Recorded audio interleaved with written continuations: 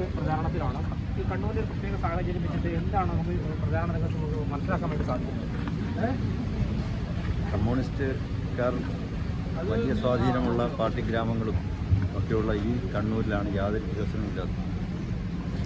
കമ്മ്യൂണിസ്റ്റുകാർ എവിടെയെല്ലാം സ്വാധീനമുണ്ടോ അവിടെയൊന്നും വികസനം നടക്കാറില്ല.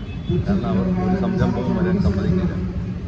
അപ്പോൾ സംരംഭങ്ങൾ വന്നെങ്കിൽ പത്രത്തിൽ തൊഴിൽ മാർക്സിസ്റ്റ് സഖാക്കന്മാർക്ക് എന്തെങ്കിലും ഉണ്ടാക്കി അവർക്ക് സംരക്ഷിക്കാൻ ഒരു സമഗ്രമായ പുരോഗതി നാട്ടിലെ ജനങ്ങളുടെ അടിസ്ഥാന പ്രശ്നങ്ങൾക്ക് പരിഹാരം ഉണ്ടായിട്ടുണ്ട്.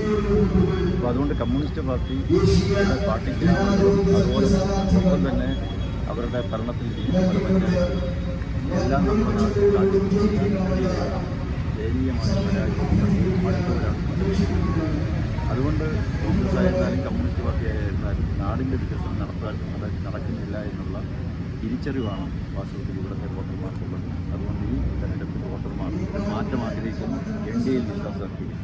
ഇപ്പോൾ ഓരോ സ്ഥലത്ത് ഇപ്പോൾ പ്രചാരണത്തിന് പോകുമ്പോഴും അവിടേക്ക് ഒരു ജനങ്ങളുടെ ഭാഗത്ത് ഒരു പോസിറ്റീവായ ഒരു റെസ്പോൺസ് തന്നെയാണ്. അതെ, ഞാനിപ്പോൾ ഏതാണ്ട് 13 ജില്ലകൾ പൂർത്തിയാക്കി കഴിഞ്ഞു. അവിടെ എല്ലാം കാണാൻ കഴിയുന്ന ഒരു കാഴ്ച നാടിൻ്റെ വികസനം മാത്രമാണ് ജനങ്ങൾ ആവശ്യപ്പെടുന്നത്. തട്ടിപ്പും വെട്ടിപ്പും അഴിമതിയും നടത്തിയ ആളുകളെ അവർക്ക് ആവശ്യമുണ്ട്. ഒന്ന്, സംശുദ്ധമായ ഭരണം വേണം, സമഗ്രമായിട്ടുള്ള വികസനം ഉണ്ടാകും. കോൺഗ്രസിന് കമ്മ്യൂണിസ്റ്റ് പാർട്ടിക്ക് അത് സാധ്യമല്ല എന്ന് തെളിഞ്ഞു. ജനങ്ങൾ അതുകൊണ്ടാണ് NDA വളരെ പ്രത്യാശയോടും പ്രതീക്ഷയോടും കൂടിയാണ്. കേന്ദ്രം ഭരിക്കുന്ന നരേന്ദ്രമോദി പ്രധാനമന്ത്രിക്ക് പല കാര്യങ്ങളും ഈ കേരളത്തിന് വേണ്ടി ചെയ്യാൻ കഴിയും. ഇവിടുത്തെ ഗ്രാമവികസനം, നഗരവൽക്കരണം, നഗരവികസനം തുടങ്ങിയിട്ടുള്ള കാര്യങ്ങളെല്ലാം കേന്ദ്രത്തിന് ഒട്ടേറെ പദ്ധതികളുണ്ട്. ആ പദ്ധതികൾ ഇവിടെ നടപ്പിലാക്കണമെന്നുണ്ടെങ്കിൽ കോൺഗ്രസോ കമ്മ്യൂണിസ്റ്റ് പാർട്ടിയോ കഴിക്കാൻ നടത്തില്ല. കാരണം അവർ കോടിയുടെ പണം വേണ്ട എന്ന് പറയുന്നവരാണ്.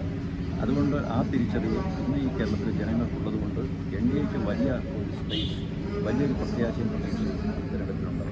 കഴിഞ്ഞ തവണ ജില്ലയിൽ മൊത്തം 30 സീറ്റുകളാണ് കിട്ടിയത്. അപ്പം പല പഞ്ചായത്തുകളിലും ഭരണം പിടിക്കുന്ന തരത്തിലേക്കുള്ള മാറ്റങ്ങൾ ഇത്തവണ ഉണ്ടാകുമെന്നൊരു പ്രതീക്ഷ കണ്ണൂരിനെ സംബന്ധിച്ച് കണ്ണൂർ ജില്ലയിൽ ചരിത്രം സൃഷ്ടിച്ചുകൊണ്ട് പല പഞ്ചായത്തുകളുടെയും ഭരണം തന്നെ പിടിച്ചെടുക്കും.